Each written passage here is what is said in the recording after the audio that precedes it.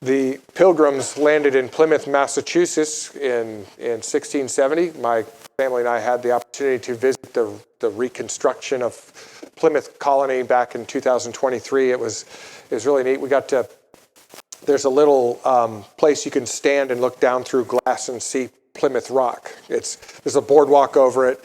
They don't want anybody painting on it, I think, probably. And you can see Plymouth Rock there. But they had the Pilgrims in 1620 had taken a long and arduous journey from England in the Mayflower, and they were supposed to land in Virginia, which I believe is a little warmer than New England and Massachusetts, but strong winds blew them north by several hundred miles, and so they landed in Plymouth, Massachusetts, and they decided to stay there and start their own separate colony. And after a brutal first winter in which half of the population died, the Pilgrims brought forth a bountiful harvest in the autumn of 2000, look what I wrote in my notes, 1621. You should see me write checks. But anyway, so in that had come to pass because some friendly natives had taught them helpful skills for working that land and for growing crops like corn and fishing the area. And so the happy harvesters invited their native neighbors to join them in a celebration. And several current traditional foods were present there, including corn and of course cranberry sauce or cranberries, something like that. And so thus in 1621, the Pilgrims invented Thanksgiving. Or did they? We may find some earlier Pilgrims. 1621 is not the exactly correct date. And we may find some earlier Pilgrims, by the way, it is traditionally accepted that the Pilgrims did get their cranberry sauce from a can. And that you don't have the real cranberry sauce unless you can see the lines from the can in that tube of gelatinous goodness that is there. If you can spread it like jelly on toast, you have the right stuff, all right? And I'm sure this is a historically accurate painting. And so, anyway, but you can look and find Pilgrims earlier than 1621 celebrating Thanksgiving, much earlier. And the leader was not William Bradford. It was not Plymouth Plantation, but the leader of these Pilgrims was King David. And it was, in fact, in Israel, near the end of David's life, he appointed Solomon to be king, to take over and continue the house of David there. And when David instructed Solomon to build the temple of the Lord, he did that because David couldn't build the temple. God had forbidden him to do that. But David, in spite of being forbidden to build the temple, he spent all of his might to prepare for that project. And so David personally and sacrificially gave gold and silver and iron and wood and bronze and precious stones and other materials for the house of the Lord. And then David led the rest of Israel to follow willingly and extravagantly in his example. And the result was that there was a superabundance of treasure gathered together, plenty to make this temple project both a success and a splendor. And so when all the treasures were gathered together and David called a great assembly, he began to lead Israel in a worship service of thanksgiving. And so in our text, 1Chronicles chapter 29, we're going to read verses 10 through 17. David begins his prayer. Therefore, David blessed the Lord before the assembly, and David said, "Blessed are you, Lord God of Israel, our Father, forever and ever. Yours, O Lord, is the greatness, the power and the glory, the victory and the majesty, for all that is in heaven and earth is yours. Yours is the kingdom, O Lord, and you are exalted as head over all. Both riches and honor come from you, and you reign over all. In your hand is power and might. In your hand it is to make great and to give strength to all. Now, therefore, our God, we thank you and praise your glorious name. But who am I and who are my people that we should be able to offer so willingly as this? For all things come from you, and of your own we have given to you. We are aliens and pilgrims before you, as were all our fathers. Our days on earth are as a shadow and without hope. O Lord our God, all this abundance we have prepared to build you a house for your holy name is from your hand and is all your own. I know also, my God, that you test the heart and have pleasure in uprightness. As for me, in the uprightness of my heart, I have willingly offered all these things. And now with joy, I have seen your people who are present here to offer willingly to you. All right, so here's the special occasion. They've gathered for the purpose of giving thanks to God, much like we have done here this morning. And then they called themselves pilgrims in verse 15. Here we are aliens and pilgrims. And so we have a Thanksgiving service put on by pilgrims. And so that sounds like Thanksgiving to me. All it's missing is the cranberry sauce. So we've added many more traditions to Thanksgiving since this occasion. Turkey, football, extended family, and Black Friday shopping discounts. And I'm glad that the internet has killed much of that. It used to be that if you wanted to get those discounts, you had to get up at the crack of dawn and go stand in line in the freezing cold outside of Best Buy so that you could beat the other 300 people in the door and grab one of the limited edition big screen TVs, right? And you had to do unchristian things to be first in line, right? And so I'm glad that, by the way, I never did that. I was like, you want to go do that, honey, you do that. And not me.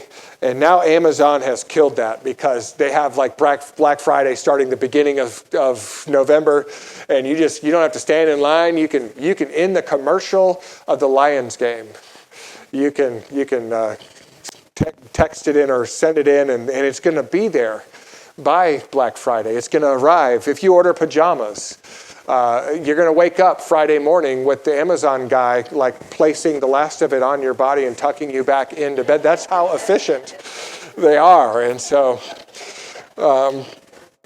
now what is Thanksgiving all about? Or more specifically, what do we do when we express thanks? Or maybe I could really boil it down to this. What does Thanksgiving really do? And I want to take David's prayer in 1Chronicles 29. I want to answer that question, what does Thanksgiving do? By showing you three essential elements of Thanksgiving. Thanksgiving does three things. And then I want to, after we explore those three things, I want to show just how Thanksgiving affects your life. And you'll be surprised what difference it makes.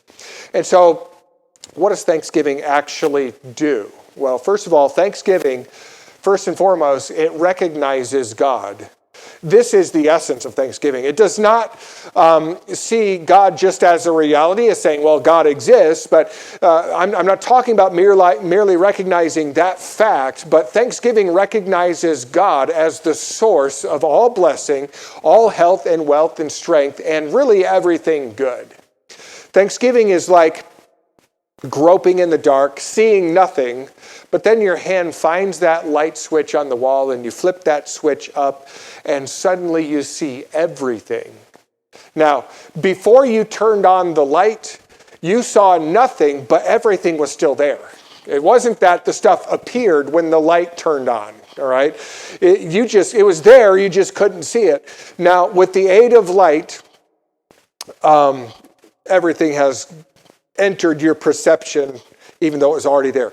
Well, Thanksgiving is the light that makes you see what unthankful people cannot see. They have not flipped the switch. Thanksgiving looks at riches and honor and power and strength and greatness and all of these things, and it sees the invisible hand of God behind all of these things. It sees God's hand at work more than it even sees the talent and ability of man. Thanksgiving recognizes God as the source of everything good. James 1:17 acknowledges that. It says, every good and every perfect gift is from above and comes down from the Father of lights, with whom there is no variation nor shadow of turning. This is what it's all about. Everything good comes from God, and God never changes. And so when King David and all of Israel gathered this great treasure together to give it to God for his temple, David's heart starts to swell with joy and gladness. But viewing the piles of treasure did not make David's head swell with boastfulness. Rather, it filled David with gratitude and moved him to recognize God as the source of that treasure. Yes, David had given it. Yes, the Israelites had contributed to it, but it was actually God who put that treasure right there in front of them. And so David spoke up to give credit where credit is due. And first of all, David saw God's purpose for blessing his people. And he expresses that right at the beginning of his prayer, verse 10. Therefore, David blessed the Lord before all the assembly. And David said, "Blessed are you, Lord God of Israel, our Father, forever and ever." The narrator of the book of 1Chronicles introduces the scene for us with the word therefore. All right? Therefore points back to the passage before it. We're not going to go back and read all that for sake of time, but basically in verses 1 through 9, we see two things described. One, it describes the massive amount of treasure that Israel had collected for building the temple. Verse 3 describes gold, silver, bronze, iron, wood, onyx, precious stones, gems, and marble. And those verses describe not just the stuff, but the willingness of the people to bring that stuff. The sacrificial and joyful willingness of the people to give out of their means. And so verse 29, verse 9 says, with a loyal heart they offered willingly to the Lord. And so verse 10 begins with therefore, and it means that everything David says in his prayer is a response to what he sees, the offering that Israel has brought in for the temple. And so David sees a massive offering, and he sees the sacrificial free will of God's people to bring that offering. And in response to that, David says, "Blessed are you, Lord God of Israel." Not blessed are we who gave the offering, but blessed are you, Lord God of Israel. And so David he sees God's purpose for blessing his people. The purpose was for God's people to praise and bless the Lord. We're going to get to this throughout this prayer, but it is God who gave them what they gave to God. Now, how could it be that when people give a great offering to God, that it is God, not the people, who gets the credit? Israel gave the offering sacrificially. They gave it willingly. They were not coerced. Yet David gives God the credit and he blesses God. How does that work?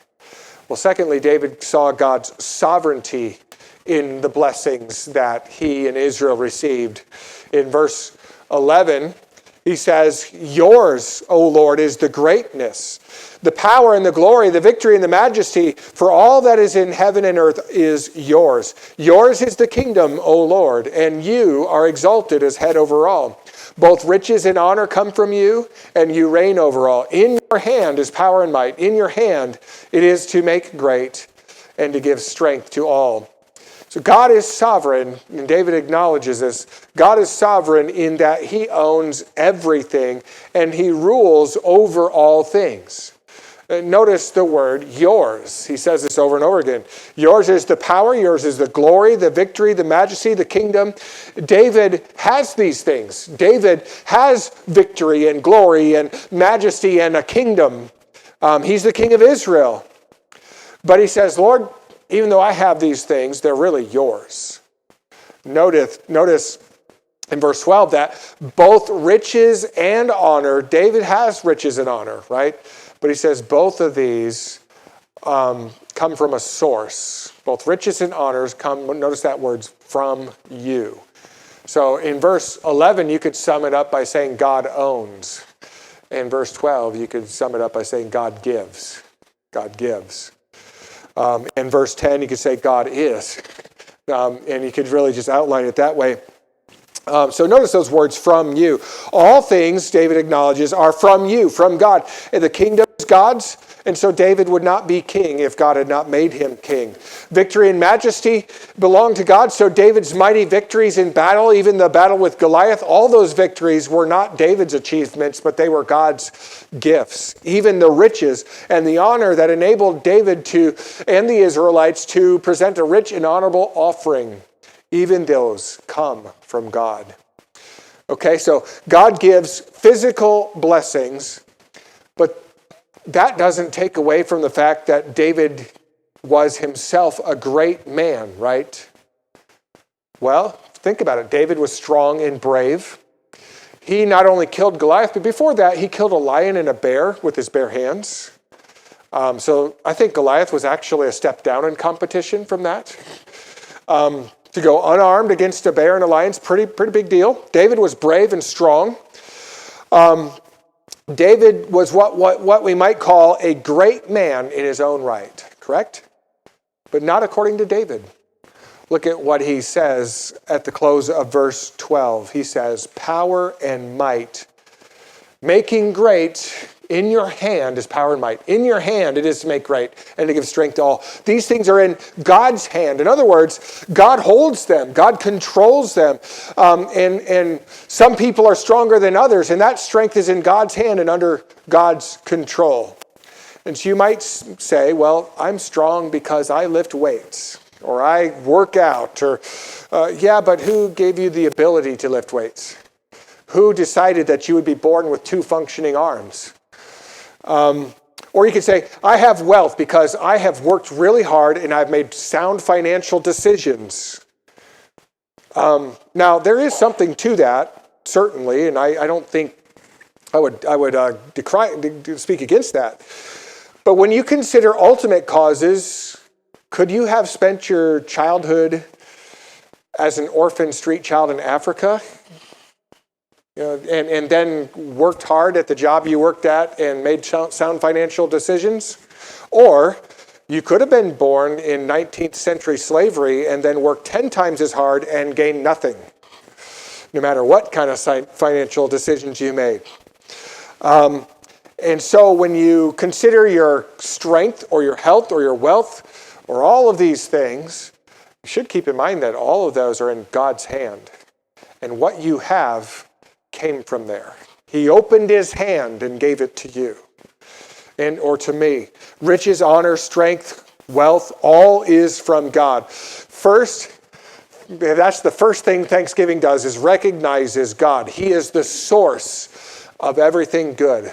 Secondly, Thanksgiving responds to God. It is not passive, but Thanksgiving positively acts. It is moved by God's blessings to speak out and give credit where credit is due. Let the redeemed of the Lord say so, the psalmist wrote. And so notice the action of Thanksgiving in verse 13. David says, now, therefore, our God, we thank you and praise your glorious name. And Thanksgiving and praise go hand in hand, right? You cannot separate those two things. And notice that the act of thanksgiving is itself a reaction. The word therefore tells us that. That word therefore again points back to what David has just said in verses 10 through 12. And David has just meditated on this. He's just mulled this over in his mind and acknowledged that God is the source of everything good that they have and everything that they have given that comes from God. And without God giving it to them first, they could not have given it. Therefore, in response to that, David says, we thank you, God, and we praise your glorious name. You see, praise is not something that you can just do because it's your duty. Praise and thanksgiving must be from the heart or it is not real. Have you ever been forced to say thank you? All right. When I was single, I lived in an apartment in Knoxville, Tennessee, and had a roommate, but he was out at the moment. One night I was sitting at home. It was dark. I was engrossed in a good book when there came a knock on my door that interrupted my thoughts. And so I laid my book aside. I went and I opened the door and was greeted with an enthusiastic trick or treat from 2 little kids and their mother. Now, I did not even realize that it was Halloween. And I had left my porch light on, and I had no candy at all in the house. I had some Coca-Colas in the fridge. I was not partying with those. And so I rummaged through the cupboards and I found little packets of raisins. And so I came back to the door and I apologetically presented to my costume visitors their pathetic prizes, much to their dismay. The interview concluded with their mother imploring the children to say, "Thank you." And so I received the least heartfelt thank you I've ever experienced, because nobody wants raisins when they expect Reese's, right? And they offered politeness, but not praise, and certainly not true thanksgiving. It was their duty, right? And it was a response, and I think the proper response to receiving raisins was a downcast mumbling of thank you. And so I passed from childhood into adulthood. That was the moment that I realized I had been on the other end of that exchange, and now I realize what it's like to be on this side of the exchange. And so I felt like an adult. I grew up that day. So when you're forced to say thank you, you do it out of duty. You do it because you know you're supposed to do it. That's not Thanksgiving. But notice the attitude of Thanksgiving. Thanksgiving comes from the heart. It is a reaction to, and it's a joyous reaction. It just comes out as a result and as a reaction to what God is. And that result, that action has an attitude, and it is an attitude of gratitude and humility. These two go together and cannot be parted. You cannot have gratitude without humility, and David displays godly humility by asking a simple question. And that question is, who am I? Who am I? And who are my people? Verse 14, he says, but who am I and who are my people that we should be able to offer so willingly as this? For all things come from you, and of your own we have given you. For we are aliens and pilgrims before you, as were all our fathers. Our days on earth are as a shadow and without hope. Now, why does David ask, who am I and who are my people? Is he having an identity crisis? Does he not know who he is? No, he asks because David recognizes that he and Israel as a people, they are not worthy to be the ones to offer this great offering to build this glorious temple for the God of the universe. In other words, David's asking, why me? And the answer to that question is not, oh, David, because you're so great. Oh, because you're so awesome. Oh, because you're so godly and powerful. No, that's not the answer. And so when he asks, why me? Why, Lord, have you blessed me with this wonderful responsibility? Who am I? I'm not better than anyone else. That's what he's acknowledging. And the answer to David's question is in verse 15. Who is he? He's an alien and he's a pilgrim. All right? Now, what do these titles mean, aliens and pilgrims? Now, if I was preaching to you on the History Channel, then we would know that aliens are from some extraterrestrial planet. But that's not what we're talking about here. Aliens just means they're not native to the land, all right? And pilgrim means temporary residents. And just like their fathers, Abraham, Isaac, and Jacob, anytime an Old Testament character says our fathers, and they're Jewish, they're talking about Abraham, Isaac, and Jacob. Just like them, David and Israel are not native to Canaan, and they are just temporary residents there. They're only there by the grace of God, and they're not there forever. Now, how can David say that? Because they're in Israel, and that is God's promised land to his people, even in the millennium. They will be in that land. So here's David's rationale for saying we're pilgrims and aliens. And that is that they're aliens and pilgrims because they're going to die. They will live a few years, and then they're going to die, and no human being is a permanent fixture on the land, no matter what land you live in. And like a passing shadow, they will disappear. And so it's almost hopeless. And so they're like aliens and pilgrims. Who are they?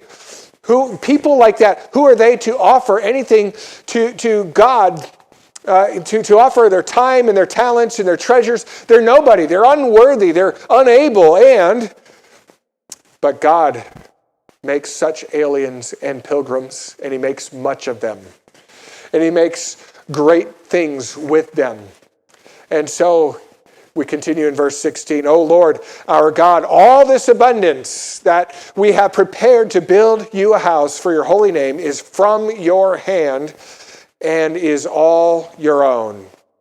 Yes, God uses aliens and pilgrims, but he uses them to amass a great treasure. And look at the mission it served. It is prepared to build God's great and glorious house. It is for his kingdom. Unworthy, yes, they are. But God makes much of unworthy and unable people. That should be encouraging, by the way. And this is the attitude of thanksgiving that responds to God's gifts with praise. Thanksgiving, first of all, recognizes that God is the source of all good. Secondly, thanksgiving responds to God, offering praise and thanks, and realizing that it's unworthy of such things, and that attitude of humility and gratitude. Now, here is the third thing that thanksgiving does, and it produces a result. Thanksgiving results in joy. It results in joy. The pop psychology of this world tells you that you will only find happiness by telling yourself that you are worthy and deserving and able and enough. But that attitude really just leads to greater misery.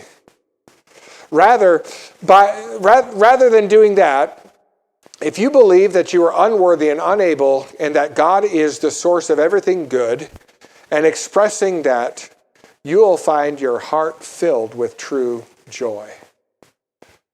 You will love your car 10 times more if you don't believe you're worthy to even own a car. You say, oh, I'm willing to own a car. I make the payments. I've got the title. God gave you the ability to pay for that car, right?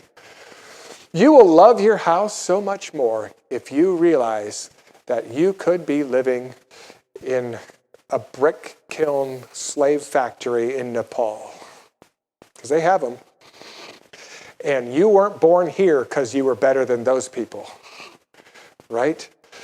You will love your job so much more when you realize and you understand that it was not because you are more worthy that you're born in probably 20th century America and not in like 17th or 18th century America with different color skin, right? And all of the job that you do pays you, right?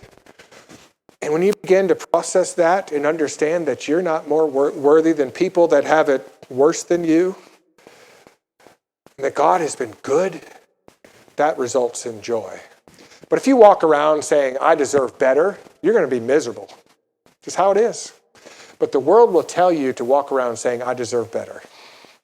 That's the thing to do today. And it's no wonder so many people are absolutely miserable. Thanksgiving, biblical thanksgiving that we see David doing here, it results in joy. Let me show you what happens here in verse 17. David says, I know also, my God, that you test the heart and have pleasure in uprightness. As for me, in the uprightness of my heart, I have willingly offered all these things. And now, with joy, I have seen your people who are present here to offer willingly to you. David is just filled with joy. And by the way, sometimes you can give an offering and then someone gives a bigger offering and you're looking at them like, oh, well, you just stole my thunder. And David's like, yeah, go ahead, steal my thunder. This is awesome. And David sees the people following his example to give great offerings to the temple. And the result is he's filled with joy. Not self-promoting joy, but he is joyous because he sees God at work in the hearts of his people. And he sees God getting the credit and the glory, and he is filled with joy because God is the love of his heart. Thanksgiving breeds joy. Thanksgiving really is a tonic that brings inner health. C.S. Lewis was writing about praise when he reflected on the Psalms. And C.S. Lewis writes this. He says, the humblest and at the same time the most balanced and capacious minds praised most, while the cranks and misfits and malcontents praised least. Praise almost seems to be inner health made audible. And I think that just goes right along and bolsters the point that thanksgiving breeds joy. So here's what thanksgiving does. It recognizes God, it responds to God, and it results in joy. Now, how does this really affect our lives? We've seen that it brings joy. That's an effect. Or we could maybe put it this way. What does this look like in real life? And I have a principle I want to share with you, and that is this. Thanksgiving recognizes God as the source of all blessings and responds with joyful worship and praise. Recognizing God's goodness moves us to praise, and it really moves the focus of our trust. And this is where it intersects with real life. Not that praising isn't real life, but thanksgiving moves us from trusting in, from worshiping health and wealth to worshiping God. See, we naturally trust in our wealth and our health for our security. As long as I have money and I'm doing okay physically, I feel secure. I can look into the future and say, all right, I've done X, Y, and Z to provide for that, and now I feel strong. I feel secure about what's going to happen 5 years from now, 10 years from now. And by the way, I have a retirement account. I'm not saying you shouldn't make plans for the future. I think that's biblical. You look through the book of Proverbs. But is that your ultimate trust? And see, you worship what you trust. If you trust God, you worship God. If you trust health or wealth, you worship that. Jesus told a parable about a man who sought to bring his security about through means of his own wealth and health. Luke chapter 15, Jesus said, take heed and beware of covetousness, for one's life does not consist of the abundance of the things he possesses. Then he spoke a parable to them, saying, the ground of a certain man yielded plentifully, and he thought within himself, saying, what shall I do, since I have no room to store my crops? And he said, I will do this. I will pull down my barns and build greater, and I will store all my crops in goods, and I will say to my soul, you have many goods laid up for many years. Take your ease, eat, drink, and be merry. But God said to him, fool, this night your soul will be required of you. Then whose will those things be for which you have provided? So is he who lays up treasure for himself and is not rich toward God. So there's a farmer who has a bumper crop, so much so that he has to build extra storage for it all. And he does that, and then God calls him a fool. Now, why is that? Because building a bigger barn is not necessarily a sin, all right? So I'm not going to explain the whole parable today because I've already done, our passage is back in 1Chronicles, so we're not doing a separate message here. But I want you to notice one phrase in verse 19, many goods laid up for many years. Many goods for many years. You see that? What does he mean by that? And why does that make him a fool? We see this man is trusting in his wealth for personal security. Because he has many goods, he believes he's good. He's covered for many years. And many goods for many years means that's his wealth. That's his many goods. That's going to sustain his life and his standard of living for the rest of his life. And do you see an assumption that he makes about this that he should not make? And that the assumption is in the words many years. He assumes he has many years. He presumes that. And so he's probably healthy. He's probably feeling good. So he's a fool, though, because God's nowhere in the picture here in his thinking. He does not see God's role or God's purpose for his blessings. He doesn't see God as the one who provided it or God as the one who has a purpose for it. All he sees this as a way for him to create his own security. And so he does not trust God for his well-being and security. He trusts only in his wealth and presumably his health. And so God, who gave those things to him, will take them all back that very night. And God has the right to do that because he gave them in the first place. It is easy to worship money and material things like this man. And by that, I mean that we can look to wealth rather than to God for our sense of security. But if you recognize that God is the source of your health and wealth, then you can trust him for security. And here's the benefit to that. Nobody can take that security away. Thanksgiving fundamentally recognizes that God is the source of all health and wealth. And so therefore it trusts God himself for the security that any health or wealth would provide, right? And you can recognize people who trust wealth for security, can't you? They're the ones who lose their minds whenever the stock market dips just a little, right?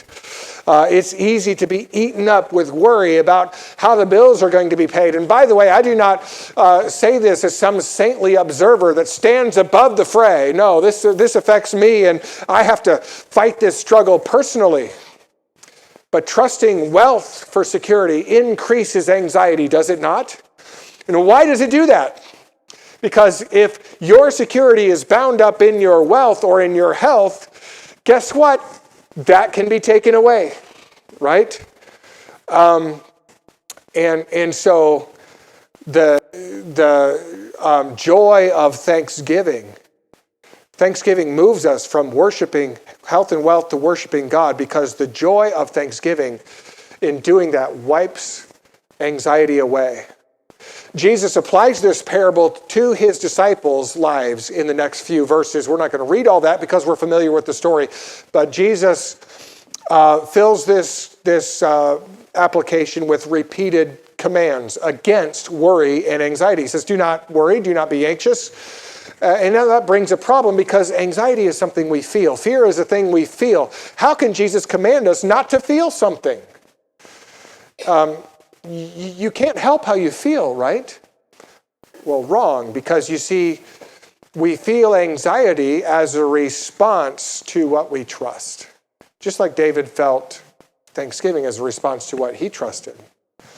So, while commanding us not to feel anxiety, Jesus points us to the solution that will wipe away that feeling, and that solution is trusting God, not wealth, not health, for your security.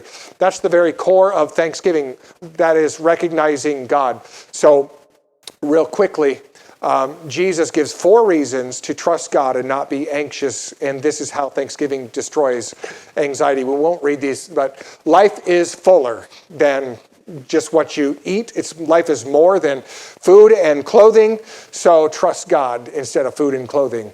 God is faithful. Secondly, consider, he says, the ravens, or consider the lilies. God clothes them, and you're worth more than they are. Animals don't skip meals because God feeds them. All right? And then verse 25, anxiety is futile. You can't add an inch to how tall you are by being anxious about it, or add a moment to your life by being anxious about it. Anxiety is futile. All worry does is rob you of your joy. Worrying never meets your needs. And then anxiety is faithless, he says. You'll be just like all the other unbelievers who just seek after health and wealth. Anxiety acts like God does not even know that you need these things. And so in verse 29 through 31, Jesus sums it up. And he redirects our focus toward God's purpose in blessings. He says, and do not seek what you should eat or what you should drink, or have an anxious mind. For all these things the nations of the world seek after, and your Father knows that you need these things. But seek the kingdom of God, and all these things shall be added to you. So no here is positive. The word no, it's positive. It means more than just being aware, but also caring. He says, your Father knows. David said, our Father, our God, owns riches, honor, power, and might, and strength, and gives it freely as sees fit to him. And Jesus says, your Father knows that you have needs. And so Thanksgiving recognizes God and responds to God and results when you're recognizing God and responding to him, and you see here a result of joy. Thanksgiving Day is an annual reminder that health and wealth come from God, but they are, in fact, not God. And so we have security that cannot be taken away. And we have a bright future that cannot be darkened. For riches and honor come from God. And so we can pray with David. Now therefore, our God, we thank you, we praise your glorious name. Thanksgiving indeed was invented by pilgrims.